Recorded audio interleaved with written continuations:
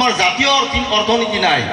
জাতীয় অৰ্থনীতি মানে এনেকুৱা নহয় যে কোনোবাই অসমীয়াৰ নামত বাহিৰৰ পৰা মানুহে অসমীয়াৰ নামত বেংকত 100 টকা জমা কৰি দিব, সেইটো জাতীয় অৰ্থনীতি নহয়। জাতীয় অৰ্থনীতি আমি যদি গঠন কৰিবলগীয়া হয় তেতিয়াহ'লে প্ৰতিজন ব্যক্তি, প্ৰতিজন অসমীয়াই আত্মনিৰ্ভৰশীল হ'ব লাগিব। প্ৰতিজন অসমীয়াৰ হাতত পৰ্যাপ্ত পৰিমাণে লক্ষী থাকিব লাগিব, অৰ্থ থাকিব লাগিব। আৰু আজি আপোনালোকে দেখা পাব দিনৰ পিছত দিন ধৰি অসমীয়া মানুহবিলাক দুখীয়াৰ পৰা দুখীয়া হৈ গৈ আছে। এই কথাখিনি চিন্তা আমি কৰিব লাগিব।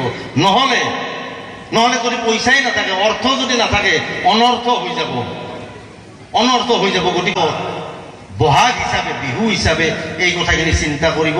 কেৱল আমি যদি বেলেগে ৰক্ষা কৰি দিব বুলি ভাবিয়েই ৰাজপথত চিঞৰি থাকোঁ, অসমীয়া জাতি কিন্তু নাবাচে। আমি নিজে, সীতামায়ে যেনেকে, আই সীতাই যেনেকে হনুমানক কৈছিলে, নিজৰ নেজৰ জুই নিজে মুখেদি নুমুৱা।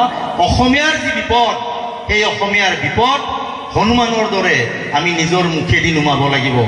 জুই আমি নিজৰ মুখেদি নিৰ্বাপিত কৰি উপযুক্ত হৈ সকলো কামৰ প্ৰতি আমাৰ ডেকা প্ৰজন্ম, নতুন প্ৰজন্মই আগৰণুৱা হৈ কামত বাছ বিচাৰ কৰিব নালাগে।